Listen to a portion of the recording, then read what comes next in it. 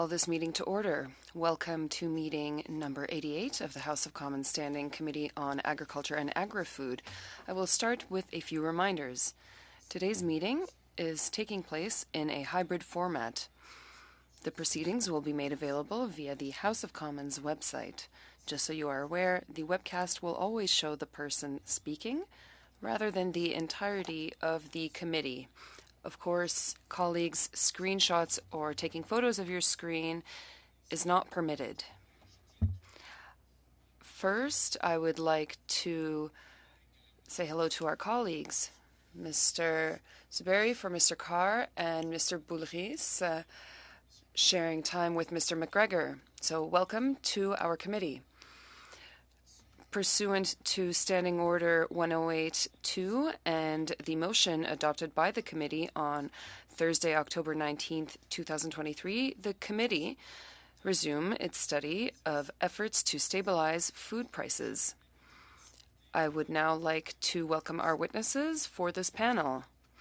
With us today, we have Mr. Eric Laflèche, President and Chief Executive Officer of Metro Incorporated. Hello, good afternoon, Mr. Laflèche, and thank you for your presence and for being here in person. So you have up to 5 minutes for your opening remarks. Monsieur le Président. Thank you, Mr. Chair. Hello, ladies and gentlemen. First, I'd like to say that at Metro, we are aware and concerned about the impact of rising food prices on our customers. That goes without saying. That's why we take steps every day to deliver the best possible value to our customers to meet their diverse and constantly evolving needs. Our customers expect no less from us. Across all our banners, our teams work tirelessly to deliver the best possible value to our customers with competitive pricing, our full range of private label products, efficient weekly promotions, and our loyalty programs. Every week, we offer promotions on more than 10,000 products across our food banners, generating significant savings for our customers on 1/3 of our inventory. This is not a new practice, but rather how we continue to earn and gain long-term customer loyalty. À titre d'entreprise publique, as a public company, Metro competes daily for customers, talent, and capital in an open and extremely competitive market.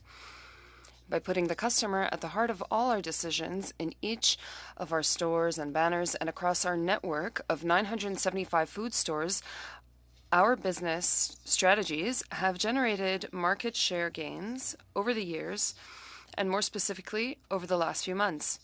This is a clear sign of the confidence Canadians have in us.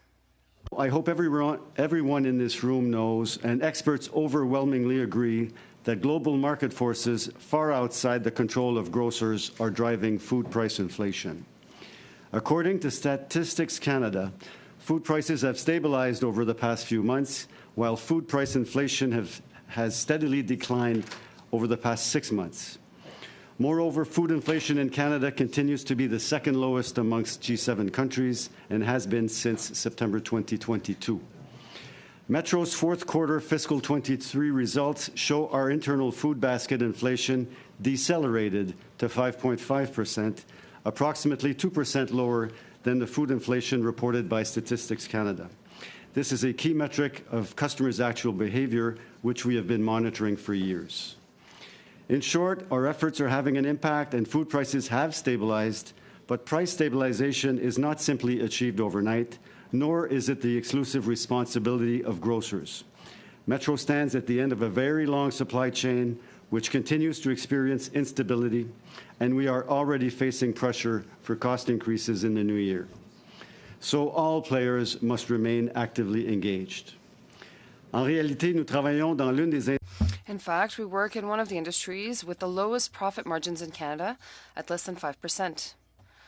We have to deal with tens of thousands of price increases that we receive every year from our suppliers, but we do so as gradually as possible, absorbing some of the costs and working tirelessly every day to deliver the best possible value. Competitive industry, Metro fights hard every day to earn our customers' business, trust, and loyalty. That's why when I met with Minister Champagne 3 months ago, I committed that our team would continue to work to deliver the best value possible to help our customers, because that's what our customers demand of us. Secondly, to continue to enhance consumer trust and ensure a more resilient supply chain, I committed that Metro would adopt the industry-led Grocery Code of Conduct once finalized. Notre équipe a joué un rôle de premier plan dans Our team played a leading role in the development of the code, and we are convinced that the participation of all grocers and suppliers is essential to its success. These are the commitments we have made, yes, with the minister and the government, but more importantly, with the Canadians who choose to shop with us, and we will continue to deliver on these commitments every day. Merci beaucoup, Monsieur Laflèche. Thank you, Mr. Laflèche. Now, we will move on to the question period. We will start with Ms. Rood for 6 minutes. Thank you, Chair, and thank you, Mr. Laflèche, for being with us today. Now, I know you just mentioned in your opening statement that you are in favor of the Grocery Code of Conduct, and thank you for being a part of that, because I know that it's going to have a very good effect between the relationships for our suppliers and the grocers. Mr. Laflèche, you mentioned that the Prime Minister summoned you to Ottawa, and I'm just wondering, you've said publicly that you've given the government a list of recommendations, and what specific recommendations did you ask the government to initiate, and how many of these recommendations have been acted upon? Like I said in my opening statement, the commitments I made to the minister at that meeting were to continue to deliver value as best we can to our customers every day. We did this before, and we continue to do it today, I think with some success. The second commitment we made was to sign this code of conduct, which is close to being finalized. So those were my commitments. I think our company has delivered on them, and judging by our performance and our sales and our growing market share, I think it resonates with our customers. Now, we heard in the last committee meeting that there are some retailers that have some issues with the Code of Conduct. Is there anything that's stopping you from signing the Code of Conduct right now? Well, we said publicly that we're willing to sign the version that's on the table today. We participated, one of my colleagues is on the working group, along with several other people, retailers, suppliers, association representatives. So the code as it stands is something that we can sign. It reflects how we conduct our business with our suppliers, and something we can live with and are willing to sign. So I've said that for a little while. Hopefully we'll get there. Thank you. Yeah. When your store was before this committee last spring, I had brought to the attention of your company some of the unfair practices and penalties that your company was charging farmers and suppliers. And I'm just wondering has your company made any changes to the way that it deals with farmers and small suppliers to this point? We have good relations with our suppliers and farmers in general. The terms of our agreements are clear. If there are any penalties, and that's in a very small minority of cases, they are as per the terms of the agreement. So we have not changed the way we conduct our business, and I think we have good relations with those vendors. Earlier this year, the Minister of the Environment and Climate Change has proposed a P2 plastics ban. And to those watching at home, it's a new plastics ban. It's not something that's with the old ban, and that will prevent produce from having plastic packaging. And I'm just wondering, we've heard in the last meeting that it could cost upwards of $6 billion down the supply chain, which will ultimately fall on consumers, and the price of food will go up if this plastics ban were to go ahead. Did your company participate in the consultations for the proposed plastics ban for fresh food? And do you believe consumers will see an increase to the price of food if this plastics ban is imposed? And as far as the timeline, do you think the timeline is achievable? Well, in answer to your first question, we did participate through the Retail Council, of which we are members, active members. So representations have been made. Some concerns have been shared. Any regulation or tax that will increase costs along the supply chain are a concern, especially in these inflationary times. So we have voiced those concerns, but it will be a government decision at the end of the day. So are you in favor of the plastics ban, or are you opposed to this proposed Well, we're all plastics for the ban? reduction of plastics, and we have a lot of initiatives at Metro to reduce plastic and reduce food waste in our stores and throughout our supply chain. I think we're doing a good job. We've made a lot of progress. There's a lot of work to do. This particular initiative, I don't know all the specific details and specific timelines particularly, but as we're all concerned about rising food prices and price stabilization, I think it would be wise to consider the timing or the timelines. So I will let the policymakers come up with those answers. Thank you. The government promised Canadians that they would lower prices for consumers at the grocery store by Thanksgiving, and they broke that promise. And we've heard in the media that stores like yourself are going to put a pause on increasing prices of goods at the store right now. And that's standard practice, as I understand, through the holiday season. But I think you've said publicly that you're going to keep that on into the new year. Once that price freeze has expired, what can consumers, what will they see at the grocery store? Can they count on there being higher prices once the reductions or the freezes are on? Because you mentioned in your opening remarks that people have been asking for increases because the cost of goods is going up from the supply side of things to supply it to the grocery store. So can we expect price increases in the new year once the freeze is finished? So we are in the middle of the cost freeze, the blackout period, quote unquote, as we call it in our industry, which will end in the beginning of February. So we are receiving demands for cost increases from some consumer packaged goods companies. So our team in the new year will deal with those. We'll negotiate as best we can to mitigate and negotiate the best we can the cost increases that they're asking from us. But there will likely be increases accepted if justified, and those increases will likely be reflected at retail over time. It doesn't happen all overnight, but there are cost increases in the system that will likely be accepted.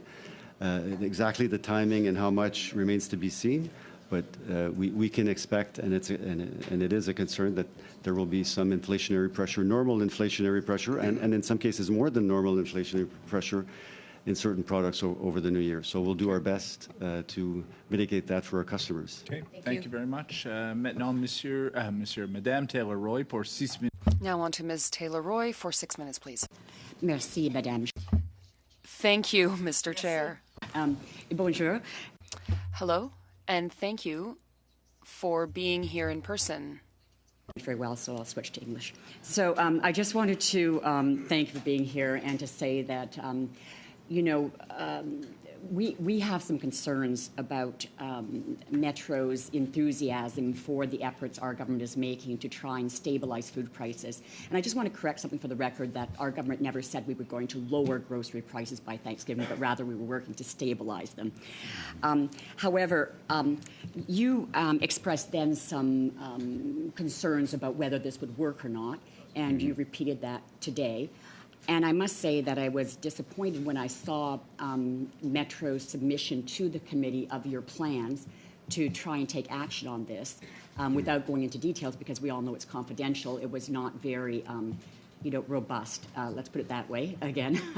And I feel that you question the government's role in meeting with the heads of grocery chains to try and address this problem, which is of great concern, and we realize, as many do, that they are global factors, supply chain factors that have caused this problem. But when Canadians are suffering so acutely, and grocery retail profits, not margins, but profits, absolute profits, are increasing, we feel that trying to work with the grocery sector, with the chains, to come up with some solutions is the best way forward, as opposed to imposing things. So I'm wondering why you feel that there's nothing that can be done when other CEOs have said these efforts have resulted in some positive actions, and that they are seeing and they are doing things they weren't doing before.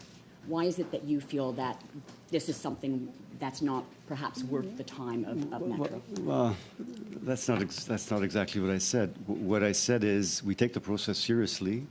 And like we did before and like we continue to do today, we're committed to deliver value to our customers. That's our job. That's what we're paid to do. If we don't do that, we lose customers. And if we lose business, that's not good for us. So we made two commitments, delivering value, signing the code, and we've lived by them. So our merchandising efforts are in place in all of our stores every week, every month. We have programs that have to resonate with customers. So we have taken a lot of measures.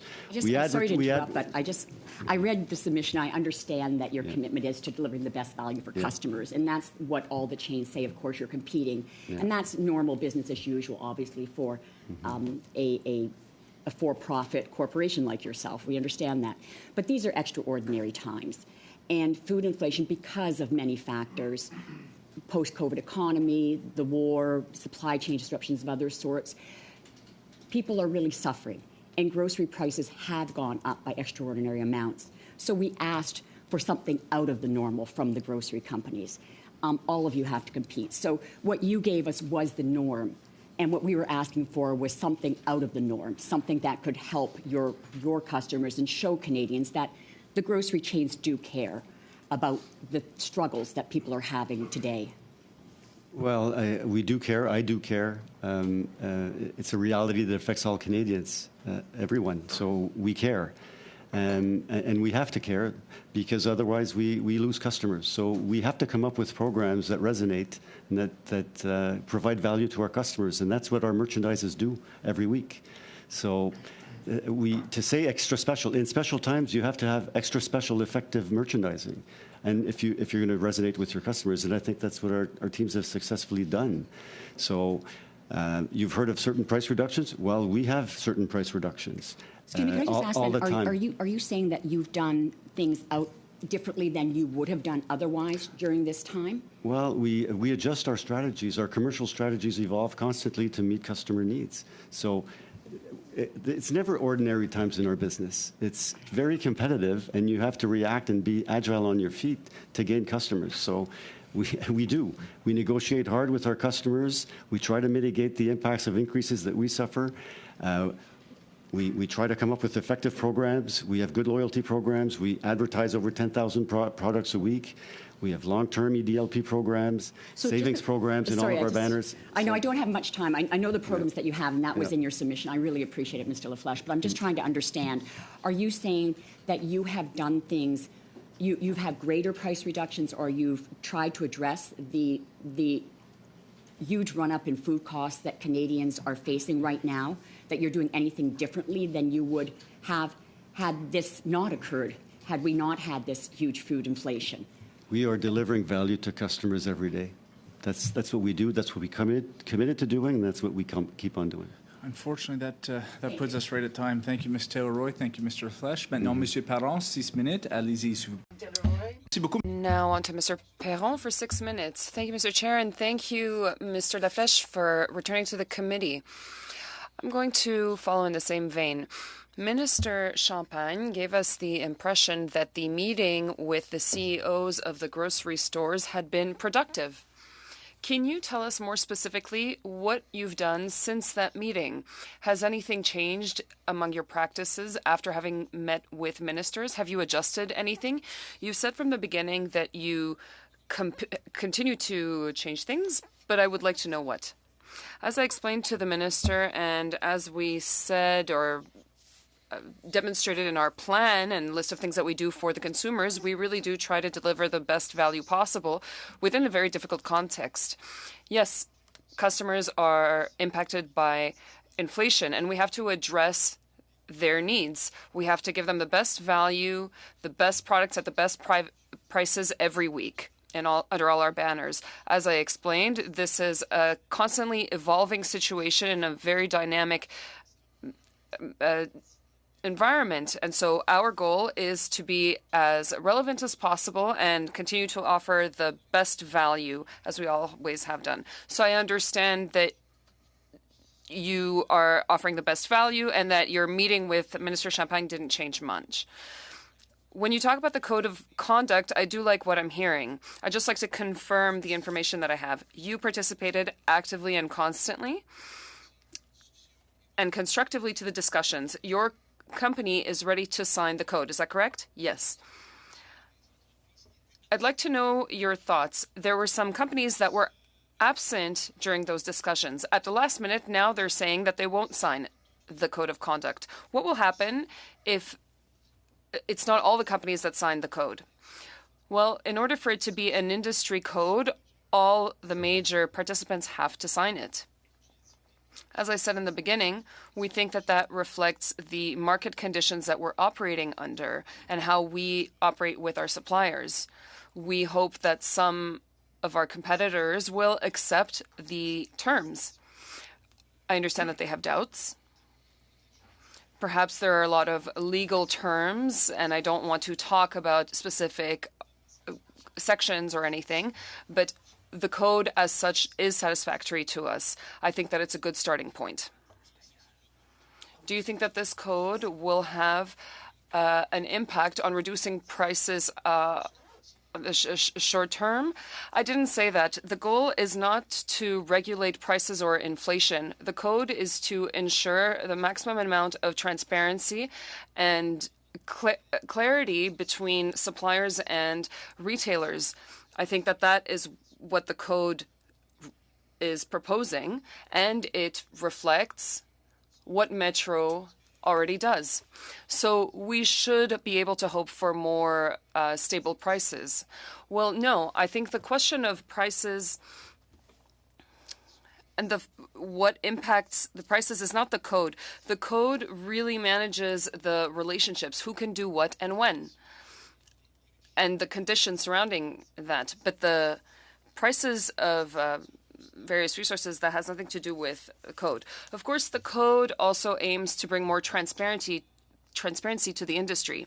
As you said, the last time you were here, I asked you the same question I asked others. We wanted to know what the profit amounts were. We were told by other companies that that was not from the grocery store, and we were told that we could not receive those specific numbers. If I remember correctly, you said yes to providing those numbers to the Competition Bureau. Everybody said that they would do it. But in the first pages of the report, the Competition Bureau says that they did not get all of the required numbers. Did you send in your numbers? Yes, we collaborated with them and cooperated, and we did send them the profit margins between our food products and the pharmacy products. So you were transparent about that? Yes. How do you explain the fact that others did not supply the numbers? I can't answer that. They did ask us certain details that we did not actually have, but everything about profit margins between the food products and pharmacy products, we did supply those numbers to the Competition Bureau.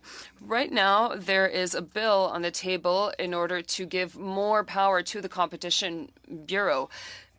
Another question. We also want to see how we can increase competition in the industry, perhaps introduce new participants or actors. How does your company see more competition in the grocery industry? Is that positive?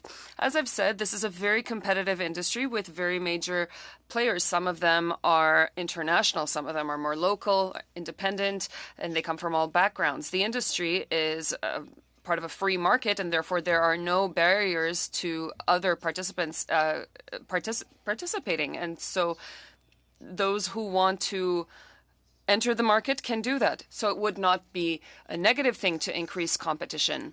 No, competition is never negative. Everything is always better with competition. We agree on that. Thank you, Mr. Laflèche. Thank you, Mr. Perron. You respected your time. Now, on to Mr. McGregor. Mr. Chair, just before I give my 6 minutes to Mr. Boularice, my colleague here, I just want to read a notice of motion into the record. It goes as follows, that given the recent opposed votes in the House of Commons to Supplementary Estimates B, specifically Vote 1B in the amount of $16,108,492, Vote 5B in the amount of $11,383,559, and vote 10B in the amount of $34,211,000 for the Department of Agriculture and Agri-Food, and vote 1B in the amount of $19,763,134 for the Canadian Food Inspection Agency.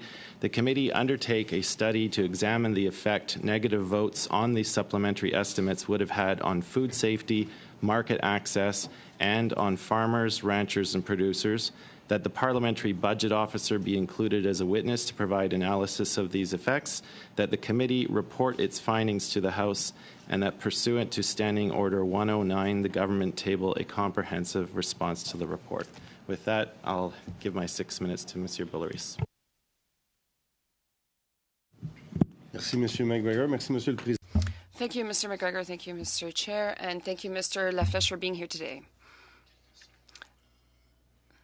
A few weeks ago, Minister Champagne proudly said that he had asked you firmly to be here and come to Ottawa to meet with you. He seemed very proud of this.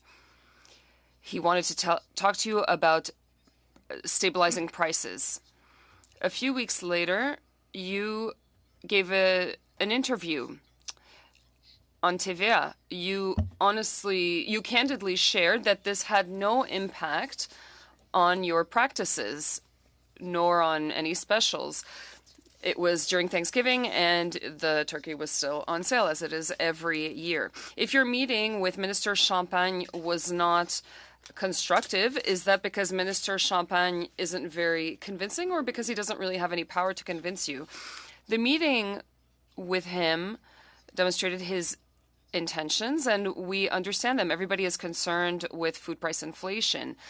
Meeting with stakeholders in order to stabilize prices, I participated, and I said that we are doing our best across all our stores and banners to stabilize prices as much as possible and provide the best sales as well. We did it before the meeting, and we've been doing it since. So it has had no impact, that meeting. You are still trying to offer the best prices. That's not what I said. I said what I said to the minister. We made two commitments: deliver value to our customers. We are very conscious of doing that. And two, signing the code. That's what I committed to, and that's what we are respecting. Here's a question for you. Let's say there is a child who wants to work at Super C or Metro. How much does a cashier make at Metro? More than minimum wage. So $15, $16, where the minimum wage is $15, so more than that. Our employees actually have collective agreements. I know that. We have a lot of unionized employees, 95% of them are. We find that our salaries are competitive. Speaking of salaries, what was your remuneration for 2022?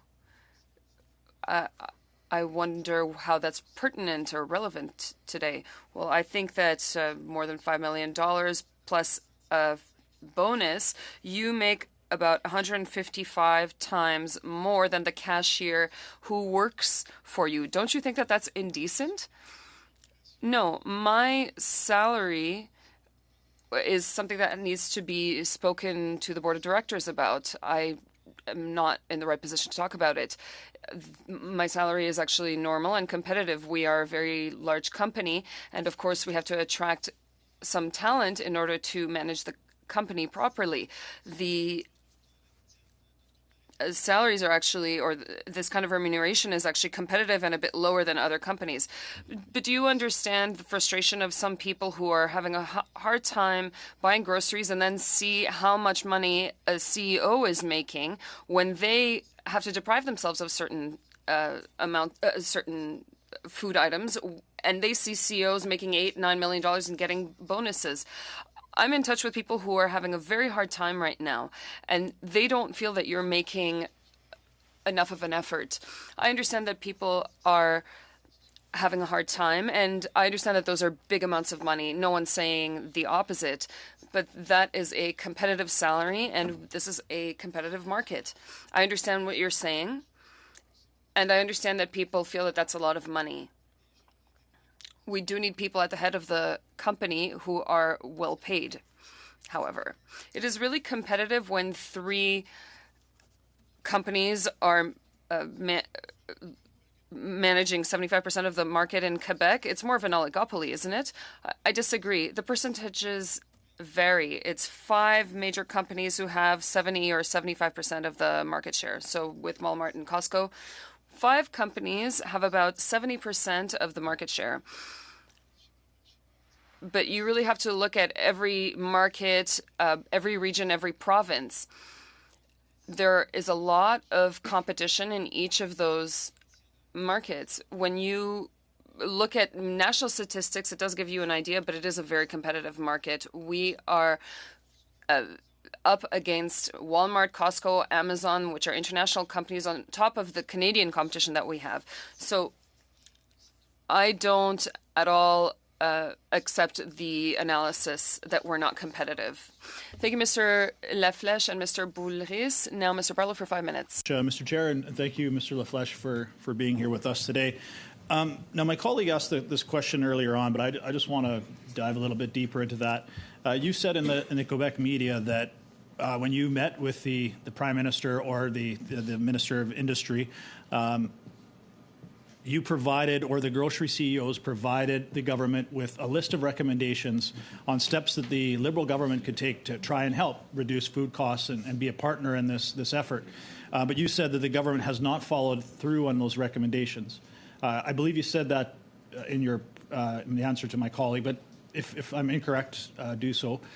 But can you tell us specifically what recommendations you suggested to the Liberal government, steps to take to help reduce food costs? So I will correct my statement to Madame Ruda. We did not make firm recommendations to the government to reduce food costs. Government plays a role. There's on regulations, employment laws, immigration. Yes, we made general recommendations, but we didn't come back and say the government didn't respect those commitments. We didn't say that. So I don't know. Sorry, I'm just from your comments in the media, you were saying that the government has not followed through on taking steps. I'll try and find the direct quote, but I did see that. Is that? I'm sorry, but I don't think I said that. Okay. What has Metro done an analysis or anything specific regarding the cost of the carbon tax on your brand, on the Metro brand, in terms of increase on energy bills, transportation, heating and cooling, all of those types of things? Have you done an assessment on what the cost of that is to Metro? No, we have not done a formal assessment. As far as I know, we don't pay a carbon tax today.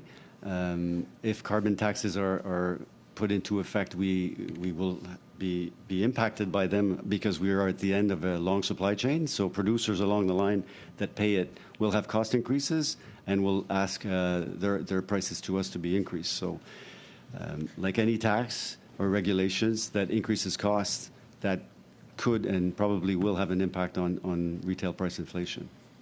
So I'm a little confused. Why would you think that Metro isn't paying carbon taxes? You'd have stores in Ontario, which would be paying carbon tax on energy, and you'd be, when you're getting deliveries on products. We pay our energy bills. We pay fuel.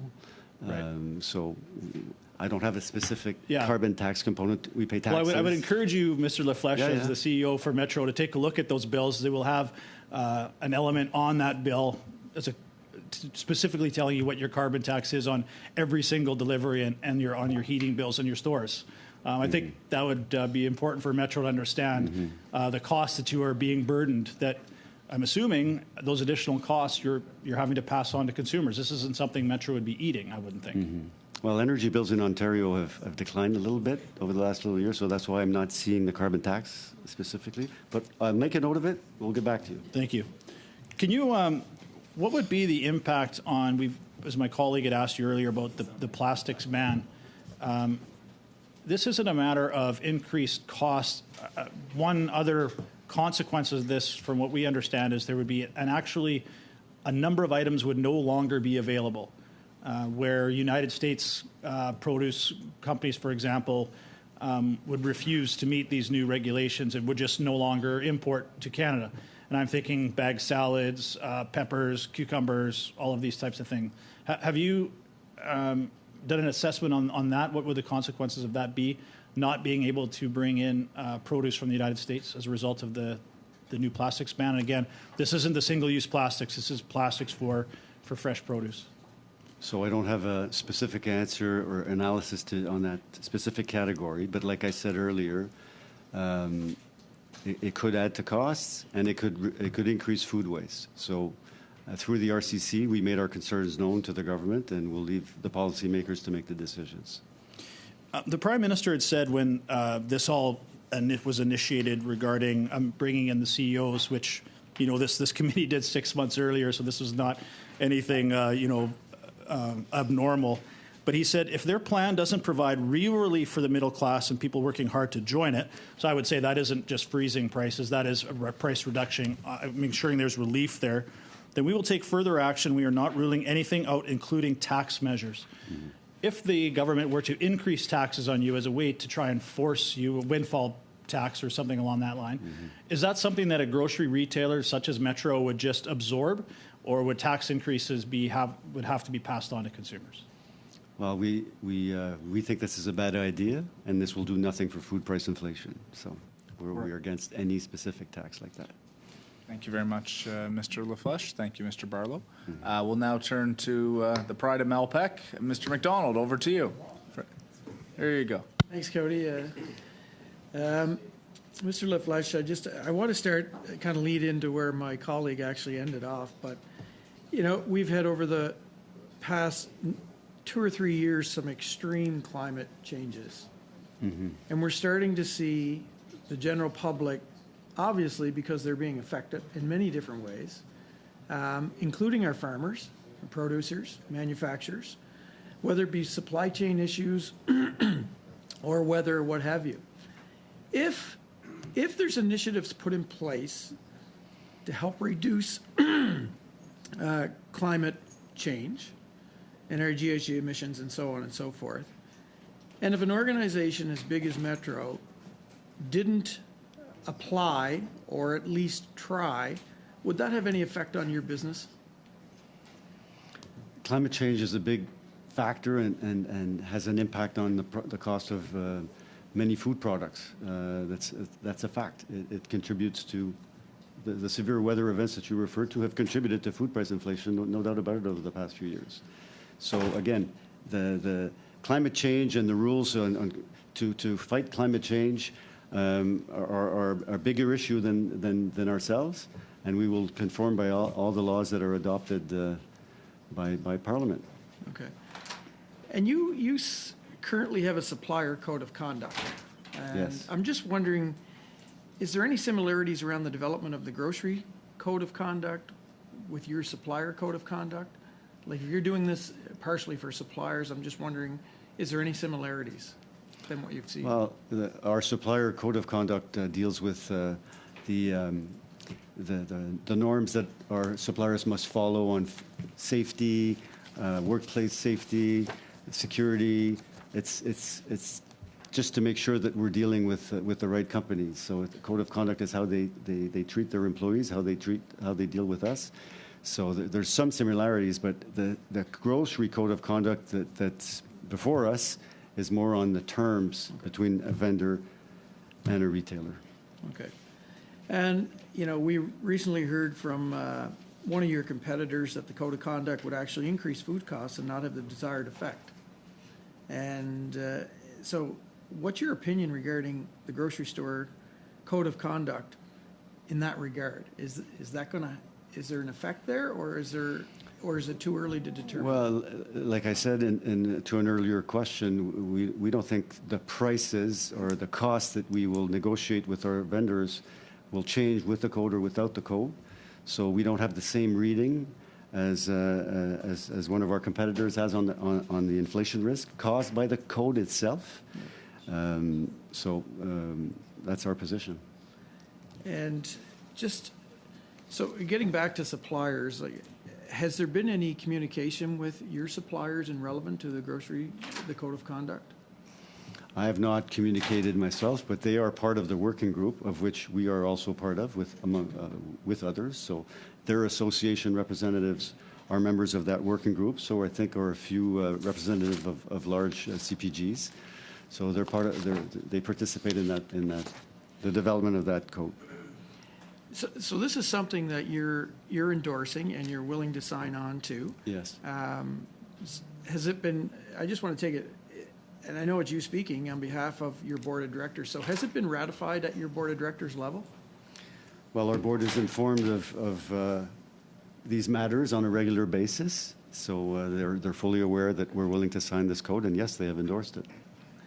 And part of, and I want to go back a little bit to climate change because I think it's going to be an integral part of maybe not the grocery store code of conduct, or maybe it will be, but the effects that it's having on when you hear of, in California, the drought, and say for romaine lettuce, we all seen last year go to $8 or $9 a head. How serious are the grocery stores seeking information or input on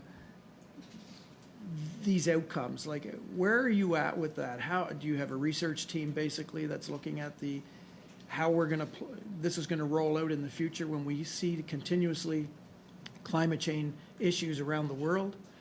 I mean, Canada's not alone in this, so I'm just wondering, what can you tell this committee what you guys are doing to ensure that you're very aware of what's going to take place so your consumers are not paying $8 or $9 for a head of lettuce from California? Well, we don't grow the lettuce. We are a distributor and a retailer, so we will source product at the most effective cost possible. And so we're always looking for alternative sources of product because there can be issues. There can be crop issues in certain parts of the world, so we have to seek alternative sources. And those are market prices, and it's just a fact of the business marketplace affecting commodities like that. So our responsibility is to try to source the product at the best cost possible, and that's what we try to do. I have to leave it at that, gentlemen. Thank you so much. Maintenant, Monsieur Perron, 2 minutes 30 secondes. Now on to Mr. Perron for 2.5 minutes. Thank you, Mr. Chair. Mr. Laflèche, I'd like to come back to the code. We had the CEO of Loblaws here recently, and they were not at the table for the negotiations. They said that they were represented by a retail organization and by yourself. Do you feel that you represent Loblaws when you are in those discussions? The two retailers that are part of the working group are a representative of Sobeys and one of Metro. But you don't represent Loblaws there, do you? No. It's a working group that is trying to come up with a solution that will be acceptable for everyone. They represent the retailers. When you say that you don't think that the code will impact prices, well, in Australia and in the UK, there was an impact on the prices on medium term. And there was an impact on inflation. Why did you tell the minister that you are committing to this? The code is not there to address the price issue. That's about negotiations between a supplier and a retailer. What we said to the Minister Champagne was that we committed to signing the code because that's what he asked us to do. He said it would be important for customers' trust, and we said that we're committing to doing it. To doing it. So you are continuing your practices, but you're signing the code and there will not be any changes with regards to prices. What will happen if not all the companies will sign it? You said earlier that it wouldn't work. Do you think that the government in that case should force or enforce a code? I'm convinced that we can find a solution determined by industry players. We are almost there already. Some companies have doubts, and I will let the lawyers do their work in order to come to a solution. And I hope that we will be able to draft a code of conduct. What kind of price variations can we expect for consumers in the coming weeks? Do you think that inflation will go lower again? We continue to see that inflation is lowering vis-a-vis last year. There's a bit of a decline with regards to the prices, and that is lesser inflation than last year. For the past 3 semesters, we have seen inflation declining quite rapidly. Our next trimester will be finishing in December, and we will announce our numbers at the end of January. So I think that things are decreasing, but there will be a little bit of inflation still. Thank you. Now on to Mr. Boulris for 2.5 minutes. Thank you, Mr. Chair. Mr. Laflèche, the current situation is so difficult in some ridings, for example, La Petite Patrie, which I represent. I went to a spaghetti dinner. People in the neighborhood did a fundraising event to help people in the neighborhood. 70,000 Quebecers went to a food bank this year. That is a 32% increase from 2022, which is horrible. Now you're saying that you haven't changed your practices since meeting with Minister Champagne, and the code of conduct will not impact the prices, even though it will improve trust. How can you provide hope to people for them to feed themselves properly? I have a lot of empathy for the situation you're describing. We are very close to food banks in Quebec and in Ontario. We are a big partner of food banks at Metro and have been for a long time. We have made fantastic donations in recent years because there's a lot of demand. We think that this is a very regrettable situation. This is a societal issue. Food security is very important. There are some factors that have nothing to do with grocery stores, and you know those factors better than I do. The government probably has a bigger role to play with regards to food security. As a company, we are trying to give the best prices possible. We have stores that are cheaper, for example, and we are doing our best to respond to people's needs. Of course, people who work in food banks, unfortunately, are people who actually work full-time already. That's a new trend. In recent months, the inflation of food prices was higher than regular inflation. I know you don't have much time, and it's a complex question. This gives us the impression that global inflation is challenging, and food inflation is even worse. Well, food inflation is now closer to general inflation rates. There was indeed a certain gap. That is an effect that was felt worldwide. The war in Ukraine, shortages, those factors are well known, and they provoked food price inflation worldwide. Canada is actually doing all right. We know that things are costly and it's a difficult situation, but we're better than other countries in Europe or in the G7.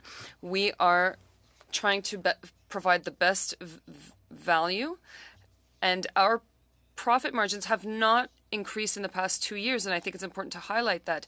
Yes, our the amount of money in total has increased, but not our profit margins. Thank you. So on to the Conservatives and Mr. Drouin. We will start with Mr. Lehoux for 5 minutes, please. Thank you, Mr. Chair.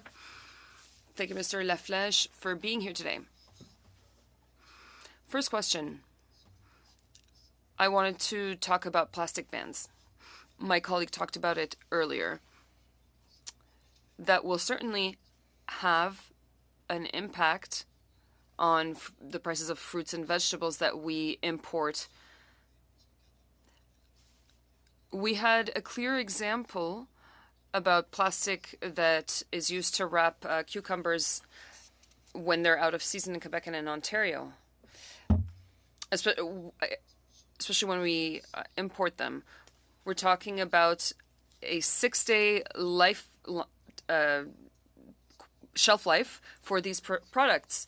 I'd like to know what you think of that plastic ban and what the impact will be on food waste and on price increases. I can't tell you the exact impact for Metro. I can't tell you how much money it would cost, but we did express our concerns during consultations to the RCC. With regards to what you're mentioning, there might be an increase of prices, and if there is a decrease of shelf life but it's more expensive, then we don't think it's a viable solution. We are doing a lot to counter that kind of waste. We don't want to have more food waste, and we have to give it some serious thought.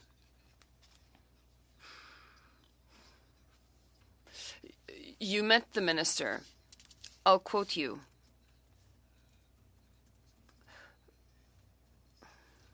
We didn't need the minister to ask us to make such efforts. We've already been making those efforts daily. I understand that this is what you said after meeting with him.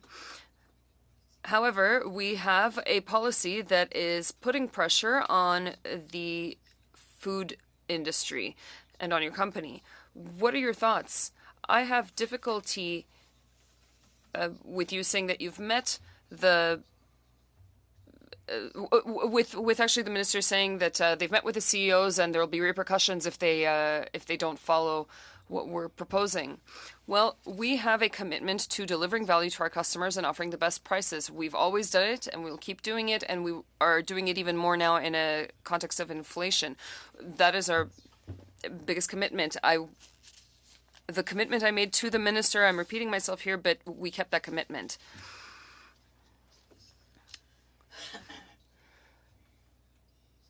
There's been an impact with regards to the agreements you had with suppliers.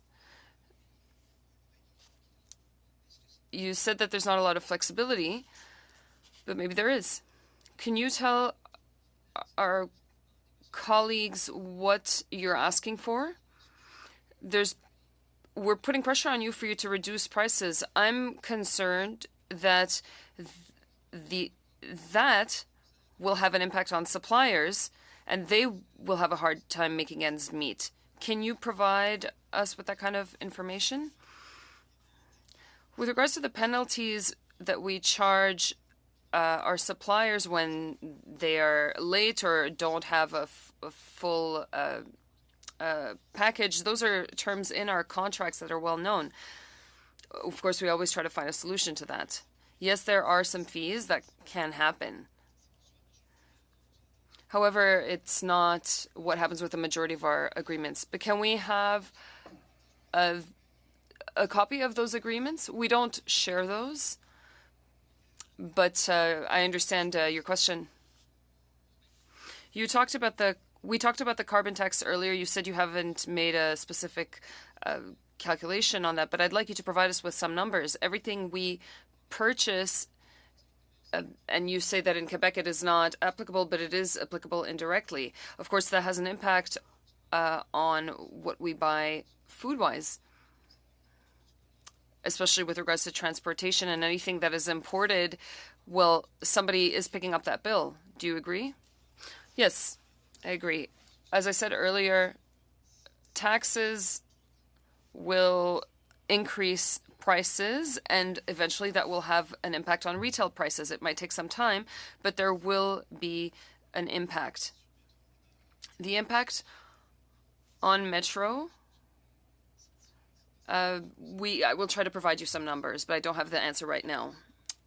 I'm sorry, that's perfect. Thank you, Mr. Laflèche and Mr. Leroux. Now on to Mr. Drouin for 5 minutes. Thank you, and Mr. Laflèche, thank you for being here once again. Hopefully we will be leaving you alone for the rest of this term. Next Parliament will decide for themselves. You were here a few months ago. One of the reasons we are studying this issue is because of Metro and your other competitors are operating in an oligopoly. This market has 5 major retailers. Can you explain to me the following? Is it normal for there to be a price freeze in November?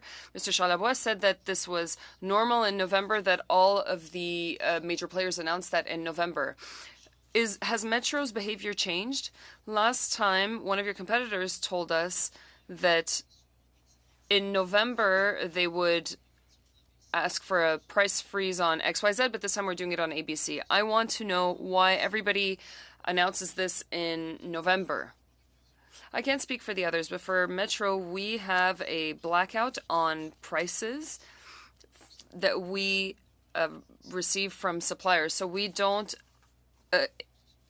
accept any increases from November 1st to February 1st. This has been a long-standing policy at Metro. I don't know what the others do.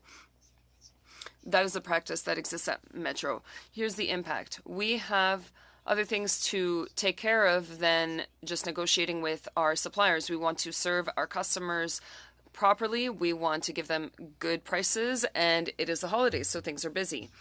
This is a long-standing policy at Metro. In the meantime, grocery store products, so I'm not talking about commodities like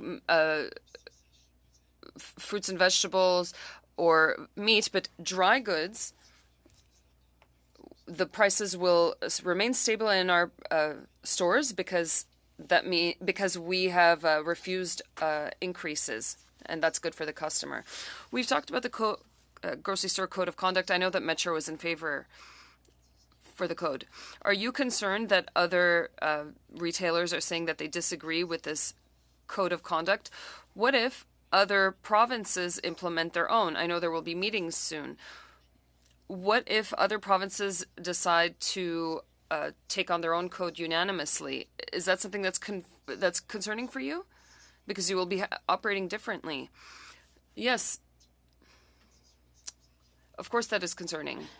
We would like for this code to be guided by the industry with everybody signing on.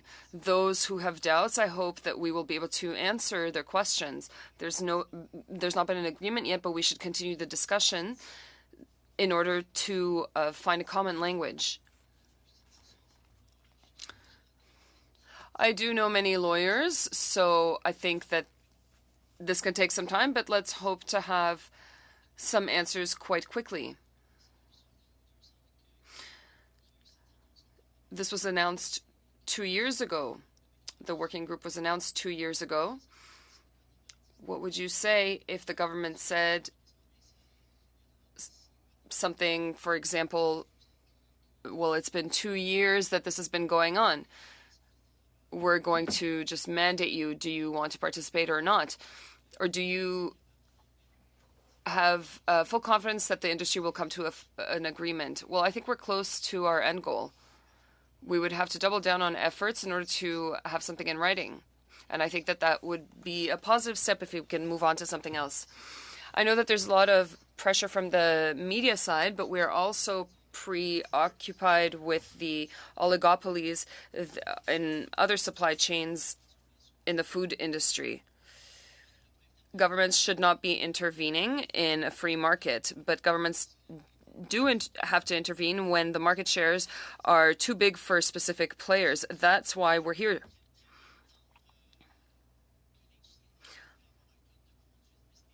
I would have loved to hear if that the industry wanted a code of conduct, but sometimes we just need to nudge a little bit. So I'm very happy that you agreed with your the two other competitors for a code of conduct, and I hope the other two will join on. Well, I reject the idea that we are not a competitive industry. This is a very competitive industry. Thank you, Mr. Drouin and Mr. Laflèche. C'est voilà, collègue. And so that was our first panel, and it is over. Thank you, Mr. Laflèche. Merry Christmas, and thank you once again for your presence in person. Colleagues, we will suspend for a couple of minutes for the second panel. Thank you very much.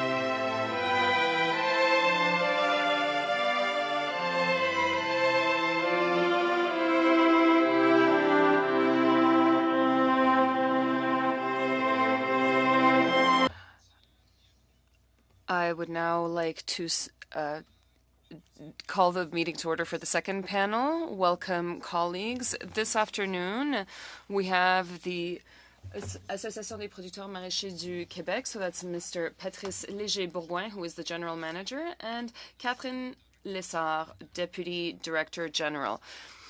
I understand that there is a technical issue for Ms. Lessard, but perhaps it'll be possible to resolve the issue. With the Canadian Produce Marketing Association, we have Mr. Ron Lemaire, the president. Mr. Lemaire is also having some technical problems, but hopefully the technicians will be able to solve the issue. And finally, with the Center for Future Work, who is the economist and director. So we'll have 5 minutes for each opening remarks. That's going to have to be Mr. Pierre Léger-Bourgoin. But I just want to take un petit moment de reconnaître le petit. I'd like to welcome Mr. Leroux's grandson. He is here in the room with us. If I'm not mistaken, his name is Éloi.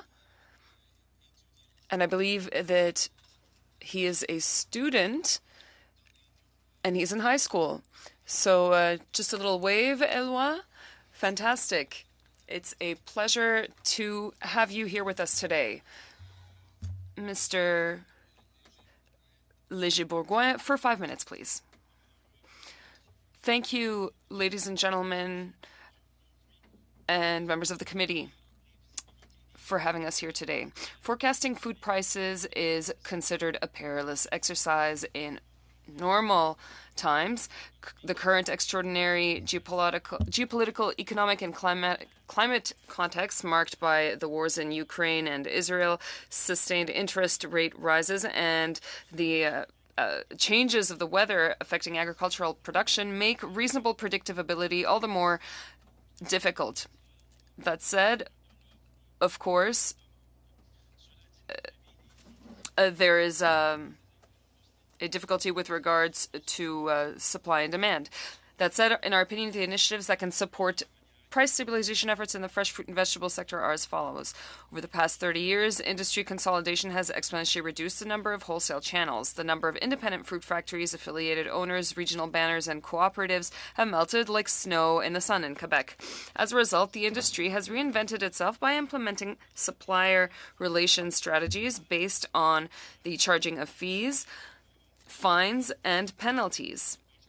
This approach has boosted the revenues of food retail chains. It also had the effect of substantially increasing suppliers' fixed costs to the detriment of the consumer.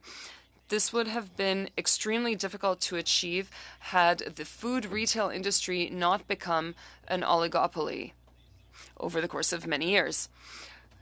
Now the damage has been done, and therefore remedies must be put in place to mitigate the effects of this oligopoly. The Code of and of course, that does not mean reducing competition, but rather consolidation can have positive impacts. The Code of Conduct is a good start in order to have better balance between small family companies and major companies. We must not let the two chains who appeared here last Thursday sabotage this initiative. The comments made by their representatives were worrying. Access to a strong local market for fresh fruit and vegetable production is fundamental to stabilizing food prices by reducing the number of players and costs in the supply chain. The competitive capacity of Quebec market gardeners is being undermined in a very concerning way. The Canadian and Quebec business environment must be comparable with those of our competitors in order to ensure the competitiveness of local companies. However, this is not the case. A study we commissioned last year, financed by Quebec's Minister for Agriculture, Fisheries and Agri-Food, came to a damning conclusion. the environment affects, or the regulations affect the competitiveness of Quebec fruit and vegetable growers in relation to their competitors, particularly in the U.S. and Mexico. Favorable regulations in our sector are a determining factor in companies' ability to compete at a time when local produce is in direct competition with imported fruit and vegetables, as Mr. Laflèche said moments ago.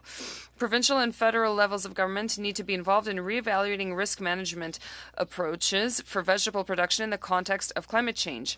All stakeholders must clearly understand their risk management responsibilities. Wholesalers and retailers must also assume an increasing share of the risk.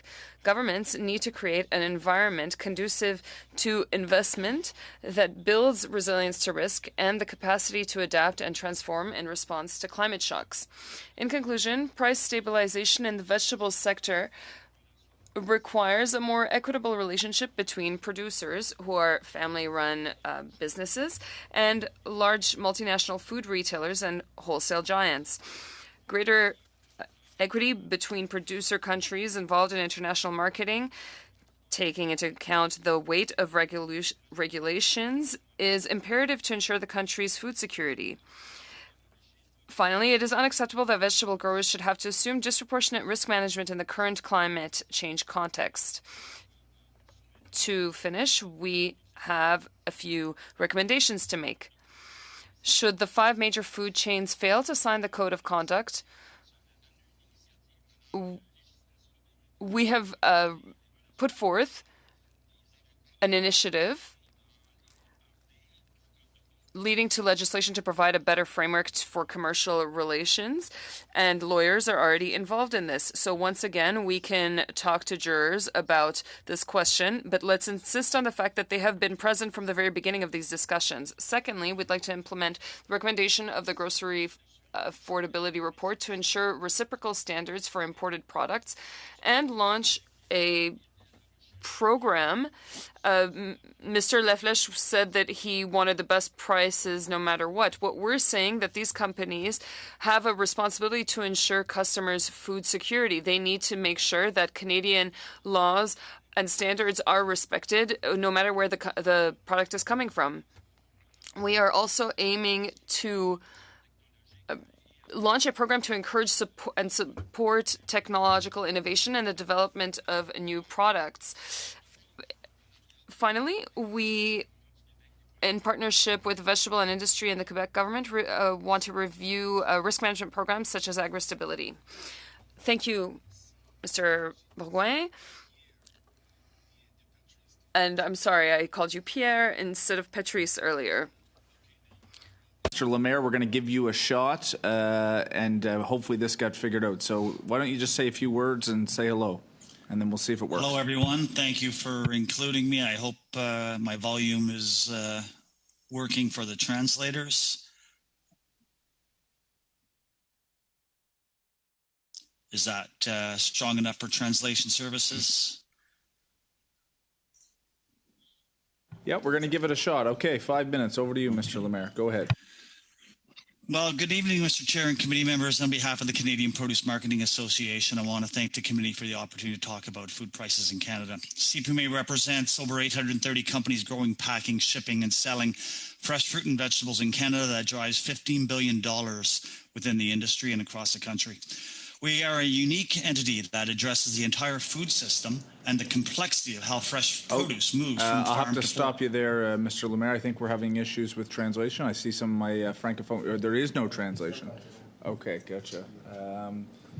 I don't know. Okay, he wants us to keep going, so we're gonna keep going. Go ahead, Mr. Lemaire. From the top or from where I left off? I think you're okay to go from the top. I know my colleagues know your subject matter pretty well, so we'll let you keep going from where you were.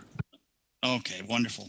As noted by previous witnesses, there have been excessive cost pressures on both the supply chain and the consumer.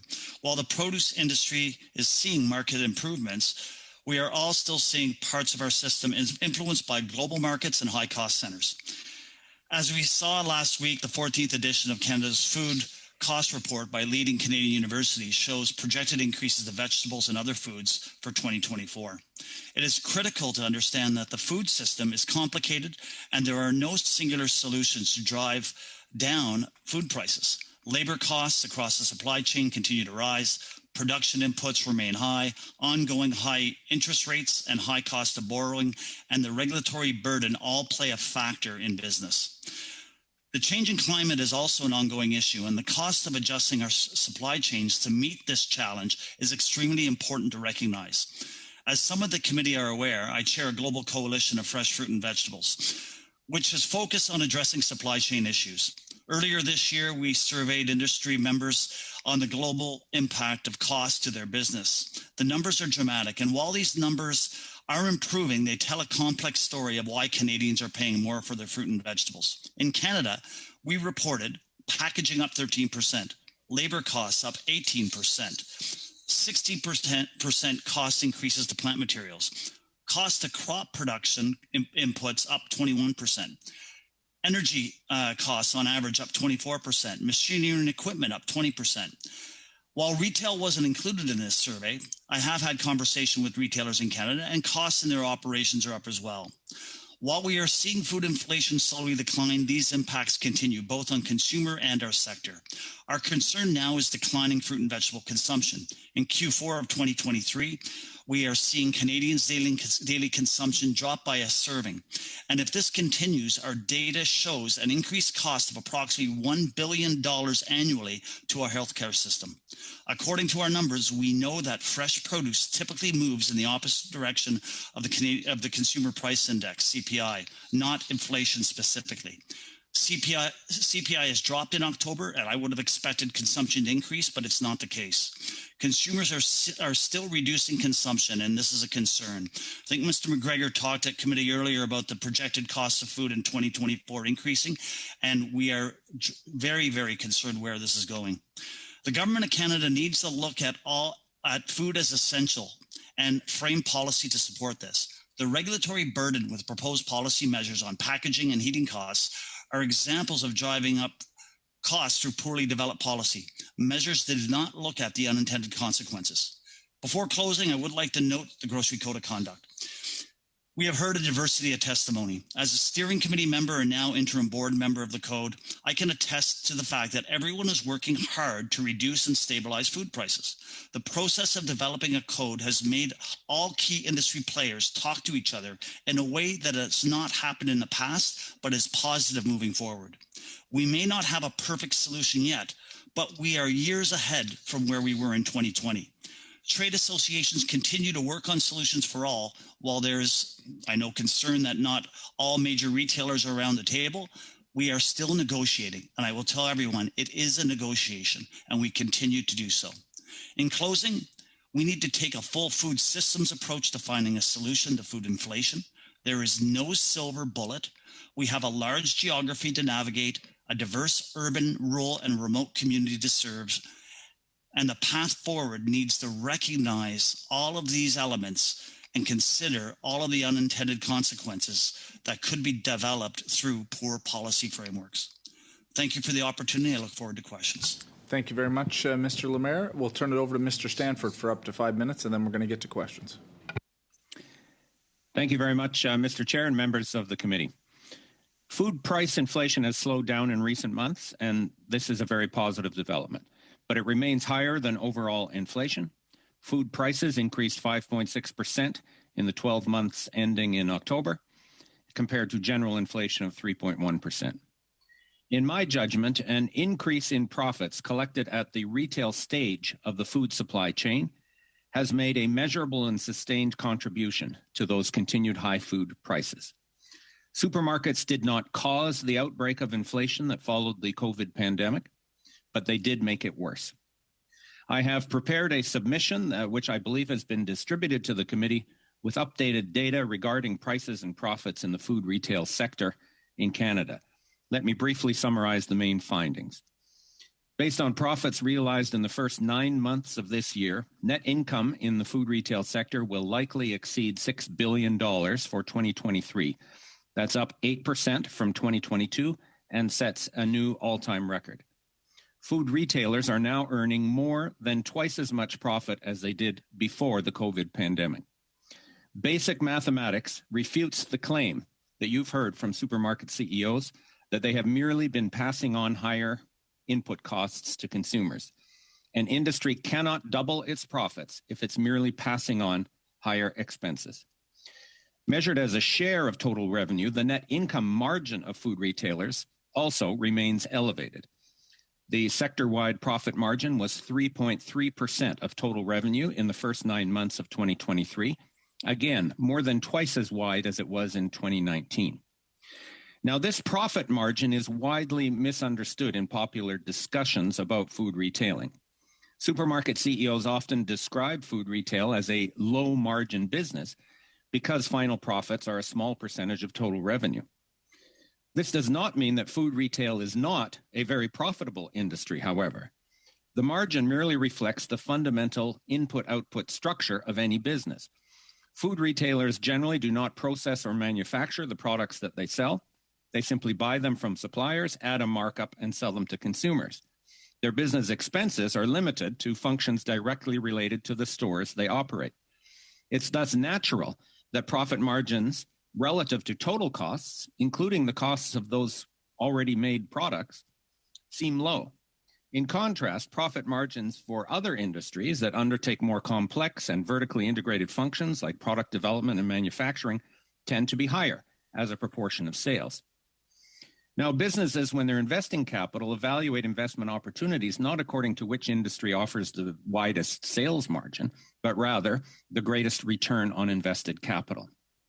And since grocery stores are not a capital or technology-intensive undertaking, profits relative to the scale of capital invested in those stores can be quite significant. For example, in its latest financial report covering the first 3 quarters of 2023, George Weston Limited reported net income of about $2.7 billion over 9 months, up 12% from the similar period a year ago. Now, that may seem small relative to overall revenues, but it's large compared to the invested equity base in the company, which was $13.7 billion at the close of that period. That implies an annualized return on equity over the first 9 months of 2023 of 26.4%. So that is a very strong rate of profit by any definition, and the idea that grocery stores are a low-margin business is quite misleading. The sustained record profits in food retail contrast with profit trends elsewhere in the economy. And we've seen a decline in overall profits in 2023, which rose substantially right after the pandemic, but have moderated since. The same goes, interestingly, for the food processing sector, which also enjoyed strong profits initially after the pandemic, but have moderated since.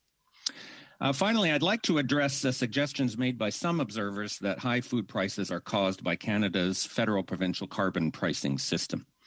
There is no correlation in either historic data or international comparisons between carbon pricing and food inflation. In Canada, food price inflation was higher in years when increases in the national carbon price, which was phased in beginning in 2018, were smaller. So statistically, there's actually a negative correlation between changes in the carbon price and food inflation. U.S. food prices grew faster than in Canada on a cumulative basis since the pandemic, even though the U.S. has no carbon pricing system. I'll leave it at that. Thank you again, and I look forward to the questions. Okay, thank you very much, Mr. Stanford. We now have Ms. Rood for 6 minutes. Over to you. Now, colleagues, we're only going to be able to get 2 rounds of questions in, so the 6 and then the one afterwards. So go ahead, Ms. Rood, 6 minutes. Chair, and thank you to our witnesses for being with us today. Mr. Lemaire, it's my understanding that Sobeys and Metro directly participated in drafting the grocery code of conduct and helped to shape it. I'm just wondering if Loblaws, Walmart, and Costco were offered the same ability, and if not, why would they choose the Retail Council of Canada to represent them instead? That's a great question. Thank you, Ms. Rood. I hope everyone can hear me fine. The opportunity to be part of the discussion around the steering committee, around the working group, and provide input through the steering committee was made to Loblaws and Walmart. They leveraged the opportunity to use the Retail Council of Canada and other channels and other association channels that were available to them. The very beginning, there was representation around the table from Loblaws, and that opportunity was available throughout the process. Thank you very much. We've been talking a lot in this committee, and I've asked several people this question with regard to the proposed P2 plastics ban that the Liberal government is proposing. And we've heard that it's going to cost the industry $6 billion. And for the sake of those watching at home, can you tell us why the new proposed ban on plastics could essentially cripple the produce industry in Canada, and what effect it will have on consumers in terms of what it means for the availability of fresh produce in the grocery stores and the prices that consumers see? Like, what could we potentially see disappear from grocery store shelves, meaning what Canadians can no longer buy at grocery stores if this proposed ban goes ahead? So this is very concerning, and I appreciate you bringing this up on committee. 90% of what packaging does, it does before the consumer sees it. So if this moves forward, the notice will remove all bagged salads. It will remove all value added. So all of the fresh cut clamshells of blueberries, strawberries, all of the product that you would get out of California, ship Mexico when we're not in season would be removed from the market just because it wouldn't be able to make the journey. We wouldn't have bananas in Canada because bananas are shipped in a plastic bag to Canada to control ripening and to control damage. So you would basically take out a significant portion of the market. You would add over 20% cost to produce that is available to the market. You would change the dynamic, even locally grown in Quebec, product coming out of the field shipped to local retailers would have a reduced shelf life. We would also see waste increase by 50%. We would see GHG emissions double by another 22 million. It's a dramatic impact to the industry and to the consumer. Mr. Lemaire, in your meetings with ECCC, have they at all been open to your suggestions or pausing the timeline for implementation of the P2 plastics ban? We have requested a pause and a regroup. I know the department is very focused on achieving a goal and trying to look at what solutions would be available. The discussion isn't about what the P2 notice looks like. It's about, is the P2 policy model the right model? And we don't think it is. We don't think it's functional within a complex food industry. It's going to create too many issues. And we provided 5 recommendations to the department that they could use to effectively move forward.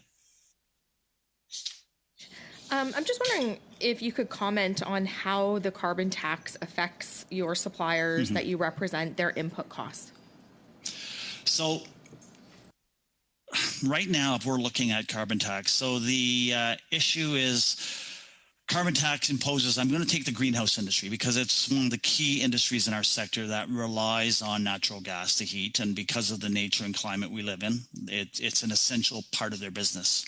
So right now, the greenhouse vegetable sector estimating about over $22 million annually due to the carbon tax.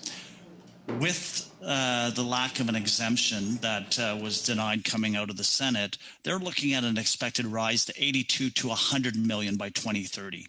And I appreciate the other witness providing his commentary. That cost will be passed on. It won't be an immediate pass on, but there's no way the greenhouse industry can take on that burden of cost to move forward. And many of them are already relocating their operations in the U.S. and Mexico to satisfy production costs and competitiveness in the Canadian marketplace. Mr. Lemaire, would you say it's harder to do business in Canada then? And what keeps potential suppliers out of the Canadian market? It's a complex question. It is getting more and more complicated to do business. The challenges beyond just the carbon tax, it's also including looking at the cost of borrowing, interest rates.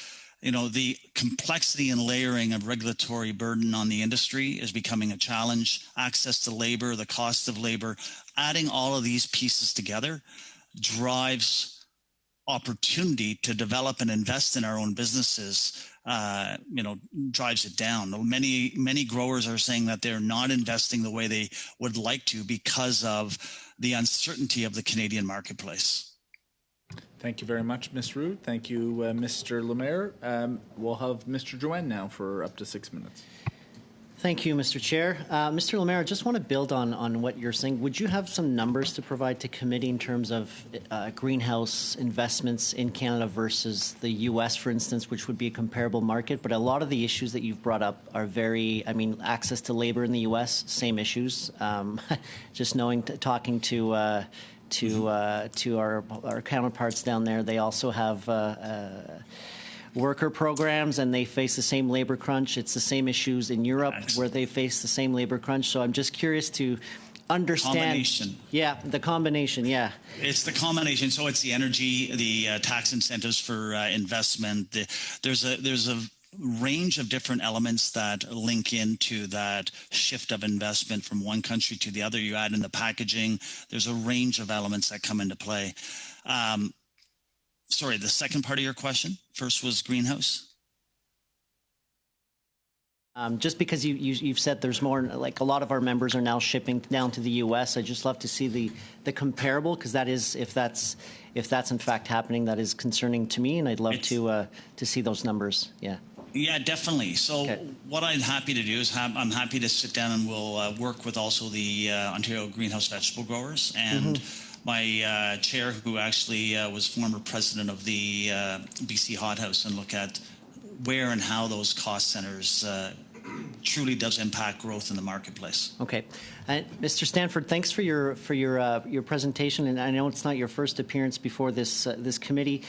Obviously, you have created a report which outlines sort of the maybe the misconceptions that every grocer that's been before a committee says we are operating in a competitive landscape. Do you believe that they are operating in a competitive landscape when we're talking about the 5 major grocers who own 80% of the market share? Would that be the definition of an oligopoly, or would you say it is a tremendous competitive landscape right now?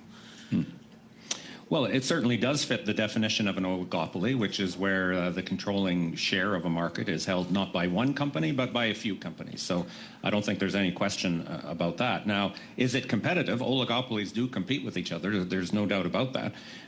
But they compete with each other in particular limited ways that don't necessarily conform to the assumptions of competition as it's taught in economics textbooks. So, there's not a black and white spectrum between competitive and non-competitive. There are ways in which they compete with each other, but there are ways in which they clearly don't.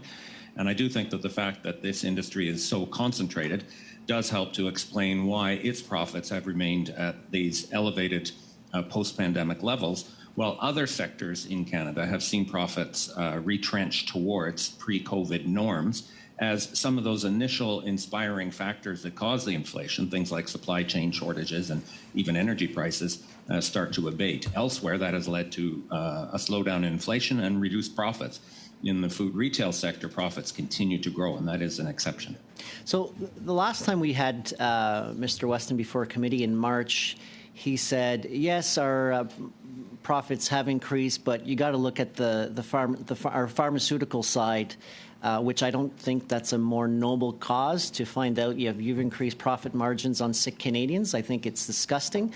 But do you agree with that statement from your analysis? I mean, I know you haven't provided the entire analysis that you've done, but you agree that the profit margins have increased specifically on food items? Well, the data in my submission, sir, is from Statistics Canada's industry-wide data, in which companies are allocated to different sectors based on their primary business or their dominant business. So it would include all of the revenues and profits from supermarkets that happen to sell some pharmaceuticals on the side as well.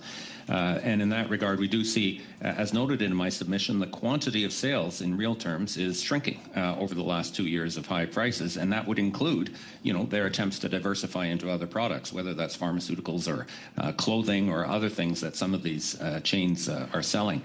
Now, I am also puzzled by the logic of that argument. As a consumer, I don't really care whether I was ripped off in aisle A with the produce, or aisle C with the packaged food, or aisle F where they sell the Tylenol and other over-the-counter pharmaceutical products. So I don't actually see that argument helping them. If anything, the breadth of these companies' dominance, not just in one industry, food, but in others as well, further attests to the concern about the corporate power that this oligopoly is able to exert. Thank you. Ma prochaine question serait pour Monsieur Bourgoin. My next question is for Mr. Baudouin. It's a pleasure to see you. Last year, we said that we often see each other online. For the vegetable growing sector in Quebec, I think that the code of conduct is important. I think you even suggested that the government should probably regulate. Indeed, we negotiated for more than 2 years in order to come up with a code that would be satisfactory to retailers and suppliers. Now, 2 retailers at the very last minute are saying that they disagree. This is completely unacceptable. If these 2 retailers have, certain positions and want changes to the wording of the code, well, then suppliers should have the same privilege.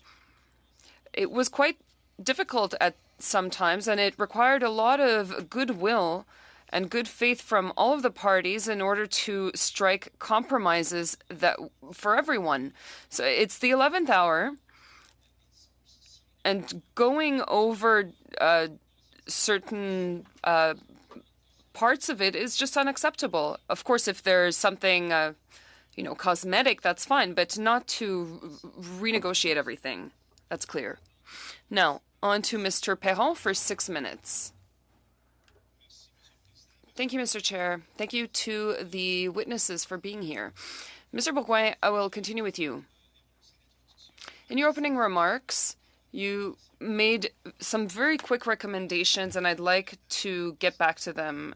And if you do have time, I'd like you to provide them to the committee in written format. First, you mentioned the importance of the government getting involved in risk management. Can you elaborate? In Quebec, we chose to have agriculture that is diversified and at a human scale, and we favored vegetable growers that are actually family businesses. So the risks are generally quite acceptable. But with climate change, almost the entire risk is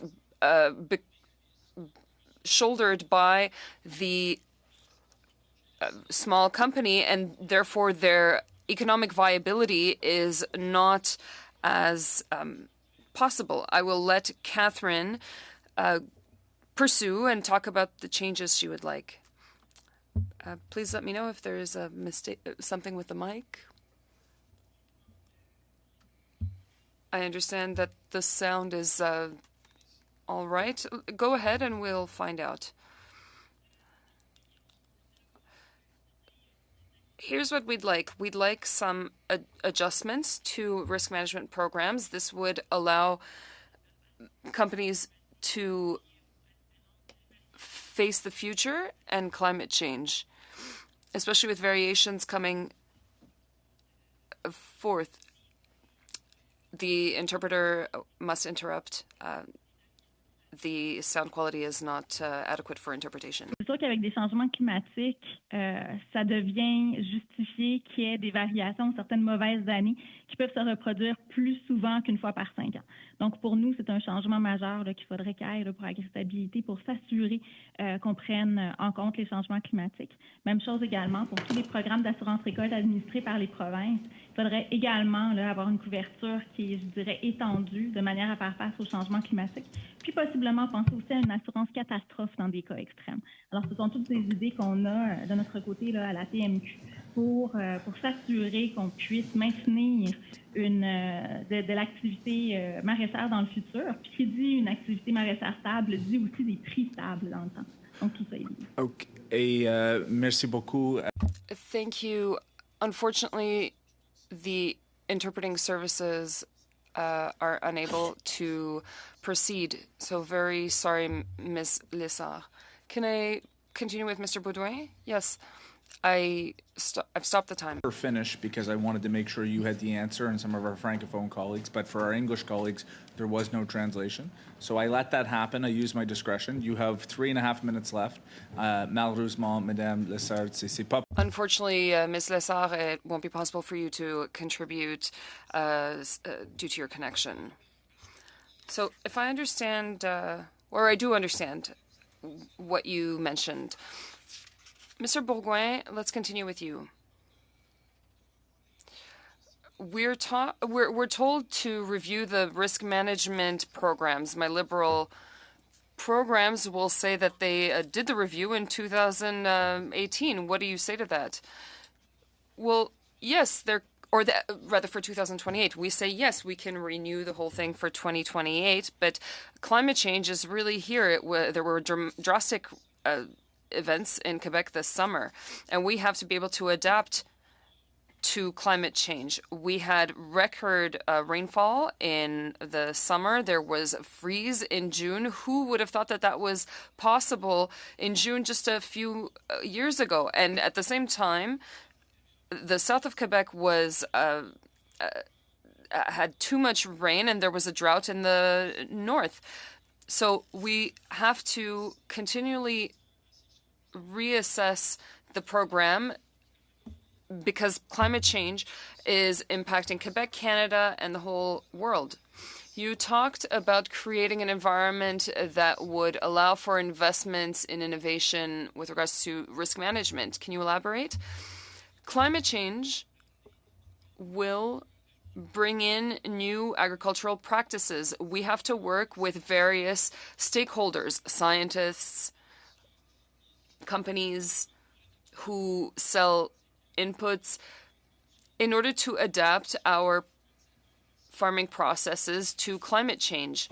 That it can be with regards to irrigation or drainage. That will bring us to reconsider how we do things and have done things for decades. We need the financial ability to face these challenges. With regards to innovation, small companies can't do that by itself. I'd like to remind you that the average farm in Quebec has to invest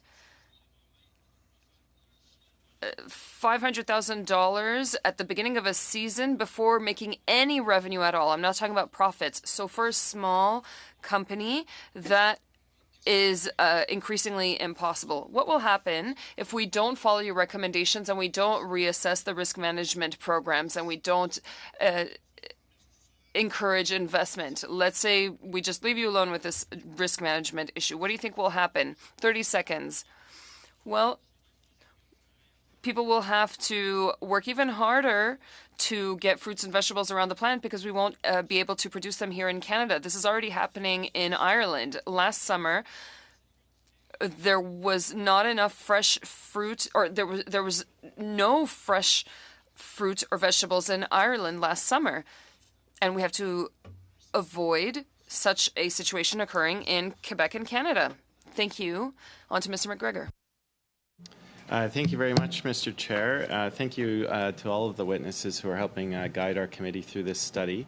Mr. Stanford, I'd like to start with you. And you know, we've now had 4 of the CEOs reappear before our committee. And you know, what struck me when Mr. Weston was here, and indeed from all of them, I think the reason why so many people across Canada have such a lack of trust in the grocery retail sector is because families from coast to coast to coast are struggling, and yet you see this corporate sector still doing quite well. And the reason why it's such an emotional issue is because they are selling not just any product, but the necessities of life. I mean, that's the thing, that we're all equal. We all need to eat to survive. And even if when it comes to their medications, that's still a reality. I know Mr. Weston's salary is about 431 times the average employee. None of the CEOs were able to tell this committee how many of their employees are using a food bank just to get by, even though that they may be working full time. But I really appreciate how in your handout to the committee, over page 2 and 3, you've really sort of illustrated the point that despite claims that this is a low-margin industry, that does not necessarily, and I think it's a misnomer, it doesn't reflect on the fact that it's not a profitable business. And I think to simply explain it, you can have relatively the same margin over a number of years, and so that may look low or static, but in grocery retail, it's doubled. You've shown that. But even so, if their gross revenues are going up, that margin is still going to translate into a fairly substantial profit. And we've seen that when you compare quarters year over year. Is there anything you just sort of wanted to add to that point from your opening remarks? Thank you, Mr. McGregor. I do think that issue of the profit margin has been misunderstood and perhaps deliberately misportrayed as a sign that the industry is not actually profiting from food inflation.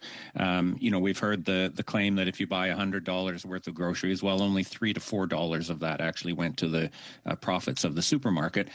We have to adjust that analogy today because a cart of groceries costs $200 now, not $100. So only $6 to $8 of it went to the profits of the supermarket. But still, that makes it seem inconsequential, and it's not. First of all, as I noted, food retail is not a capital-intensive industry, so the amount of invested capital in that sector is not high. It's barriers to new entrants, including the market power of the companies that are already there and have consolidated their power through all of the mergers and acquisitions that have occurred over the last generation that were detailed in that Competition Bureau report. Very helpfully. That's what keeps it so cozy as an oligopoly and has allowed them to take advantage of the uncertainty and the disruption associated with the pandemic to increase their margins. So first of all, it's false that the margins didn't increase. Secondly, even if they seem small, it's a large amount of profit relative to the capital that's invested. Thank you, Mr. Stanford. And I'm going to load up 2 questions here just in the interest of time. You have stated in your handout in your opening remarks that the carbon tax absolutely pales in comparison to the profits in the oil and gas sector as a driver of inflation. In previous handouts, you've shown that oil and gas over the last 3 years have seen their net profits increase by over 1,000%. Can you just sort of extrapolate from those massive profits in oil and gas, how that's affected food prices? Because I think we do need to look a little bit upstream.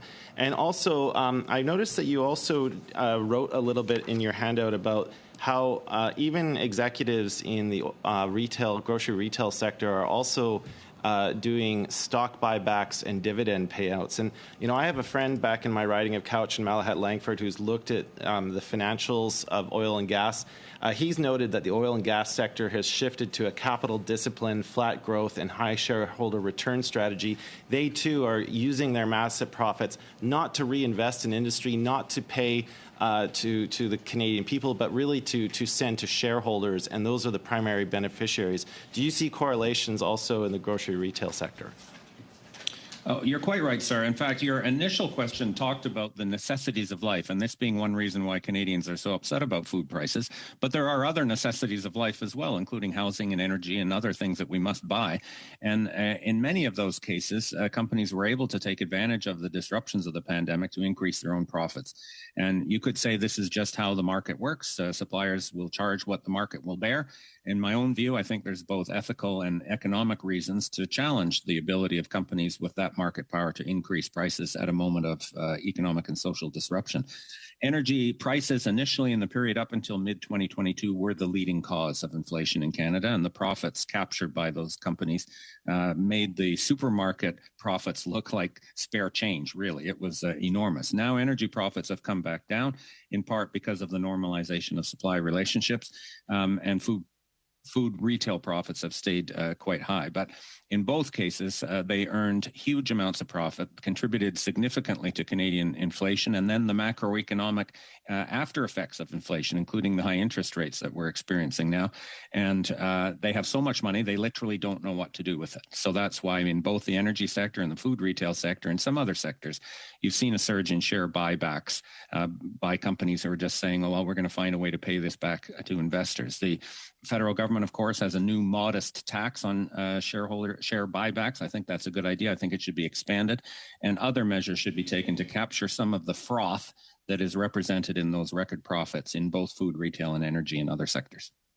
Okay, thank you very much, Mr. Stanford. Thank you, Mr. McGregor. You mentioned the word frothy, Mr. Stanford. I'm going to be wanting a beer after this committee. So, but anyways, speaking of committee, we only have a few minutes left, colleagues. So I'm going to try to keep it tight. I'm going to ask 4 minutes from Liberals and Conservatives, and we'll do 2.5 for the Bloc and NDP. Over to you, Mr. Stanley. Thank you, Mr. Chair, and I'll pass over to my colleague, Mr. LaHoo, right after this. I'd like to put the following motion on notice. Given Canada's territories have disproportionately higher food prices due to transportation costs, and that the carbon tax makes everything more expensive, and that the Premier of the Northwest Territories has requested a complete exemption from the carbon tax for his jurisdiction, the committee call on the government to immediately carve out the Northwest Territories from the carbon tax to bring home lower food prices. Over to Mr. LaHoo. Merci, Monsieur le Président. Thank you to the witnesses. Mr. Bourgoin, you mentioned a lot in your opening remarks with regards to the equitable relationship between various stakeholders. You also talked about having equal standards. The size of vegetable growers in Quebec is more family-sized. And you talked about, for example, importing products from foreign countries. We, of course, are doing the work correctly to make sure that we can import certain products. In the future, we might have to import products even more. What do you think the impact will be on that? Well, from a regulatory perspective, yes, the regulation is there, and of course the international commercial aspect is regulated. But with regards to resources, there is a lot that is afforded by Canada to do inspections. I think that there should be a lot more inspections at the border in order to ensure that the products that are entering Canada respect the local regulation. We have to make sure that there is equity, but also the biosecurity of food for consumers rather. So it's not the regulation that is wrong, it's the application that isn't being done correctly, and that's not the first time we've heard that here. Let's talk about putting new regulation on plastic. From your perspective, how do you think that this will financially impact companies? Of course, it will have an impact because we will have to change how we go through our logistics. The biggest challenge is the shelf life of our products. There are a lot of vegetable and fruit products that are very fragile. In Quebec and Canada, Quebec holds 80% of the vegetable production of the rest of for the rest of Canada. Sometimes vegetables from this area are sent all the way to Vancouver, and so we have to make sure that we can make sure that the products remain fresh once the customer has access to them. If freshness and biosecurity are an issue, then we will just be moving the problem to another sector and we will be encouraging food waste. That's the last thing we want to encourage. Thank you, Mr. Bourgoin. Same question for Mr. Lemaire. Can you talk about how this will impact your sector? I know you talked about it earlier, but maybe you have something to add. Ron, you're on mute there, fella. We're at time. Thank you, Mr. So Chair. Keep it very tight. Quickly, dramatic impact, 20% plus cost to food, increased waste. Everything Mr. Bourgoin mentioned was accurate. Okay, we're going to go to Mr. Lewis. 4 minutes, please. Thank you, Chair. I want to thank everyone for being here as well. It's an important discussion. I would direct my questions to Mr. Stanford, or Dr. Stanford, I should say. You stated that the latest industry-wide financial data on food retail is showing that the retail profits have doubled since pre-pandemic norms, and that profits are continuing to grow. You also mentioned that grocery retailers are not capital intensive. They're not growing, processing, or manufacturing the products that they sell. They're producing, you said they purchase products from suppliers, adding their markup and selling to consumers. So what are the main reasons behind this increase? And in your opinions, why haven't profit margins narrowed back to pre-pandemic levels? Is industry concentration or demand inelasticity contributing to the sustained high profits in the food sector? That's a very good question, sir. Thank you for asking it. And I can't profess to have the final answer on it. I think it requires further study. And I know that both your committee and the Competition Bureau itself have been trying to do that. And your tasks would be easier if you had more access to transparent data from the retailers themselves. No, I don't mean to underestimate the complexity of running an efficient, modern food retail operation. There's certainly a lot of planning and technology and logistics and entrepreneurship involved. But in terms of the amount of invested capital in the firms, it's small relative to the total flow of revenue. And that's how these companies can make a very, very high rate of return on equity and generate very healthy returns for their investors, including total return, including capital gain. The share prices of most of these firms have risen dramatically since pandemic. And then the distribution of actual cash, whether through normal dividends or share repurchases. So why have they been able to sustain those record profits while profitability elsewhere in Canada's economy has been returning towards normal over the past year is a very important question. I'm sure that the concentrated nature of the industry has something to do with it. I'm sure the desperation of consumers to put food on the table, as noted earlier, it is a necessity of life, creates an inelasticity to demand. I think it's requiring further study to really identify any more of the specific reasons why this industry, quite uniquely, has been able to sustain the record profits that rose after the pandemic, despite higher food prices and a decline in the quantity of food that Canadians are purchasing. Thank you for that answer. An economic report released said that the price of pollution adds 30 cents to a $100 grocery bill. So what does that and also your data suggest about the impact of carbon pricing on food prices? Because we've heard that other factors are having a greater effect on grocery prices, like climate change, supply chain issues, global energy prices. Can you comment and expand on that and what we can do here in Canada to mitigate those factors? Well, energy prices themselves would be a completely higher order of magnitude on the impact of food prices than the carbon price itself. In fact, the increase in energy prices charged by energy producers, including those in Canada on Canadian energy, charged to Canadian consumers, nothing directly to do with what's happening in the Middle East, means that the impact on food prices was 30 or 40 times greater than the direct impact of the carbon price. The other point to remember is that even that 30 cents on $100 estimate is really only telling one side of the story. That is based on tracking the carbon price through the input chain into all of the different factors that end up in the consumer's final basket.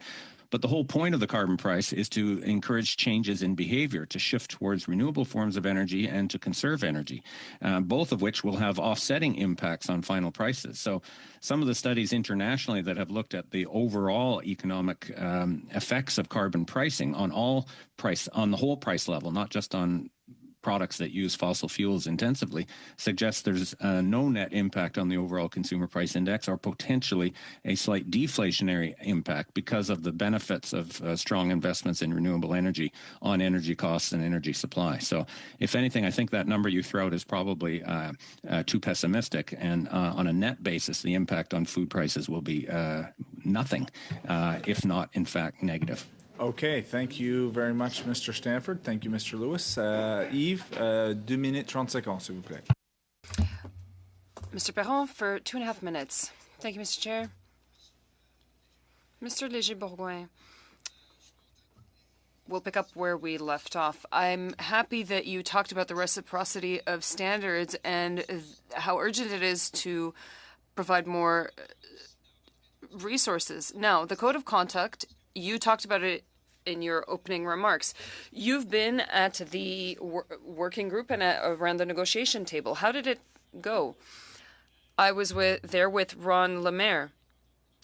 Of course, there were some confidentiality terms, but there were some very constructive discussions. The colleagues from Sobeys and Metro genuinely wanted to understand what suppliers are going through.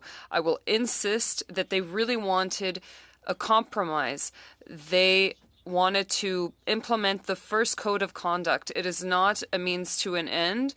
It is really a way to ensure that the relationships between suppliers and retailers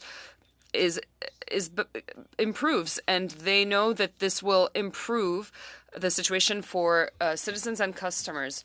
Do you agree with witnesses who say that the code of conduct won't have an impact on the prices and that it will simply regulate the relationships? I think that if there are less fines, that there will be lower prices. What do you think? I agree, Mr. Perron. I think your logic is correct. If the retailers don't want to review their business model and reduce fines and fees, then there wouldn't be any palpable change for the consumers. But better transparency means that there's a little bit of embarrassment, perhaps, for some companies. These companies have shares, and they, of course, care about their image.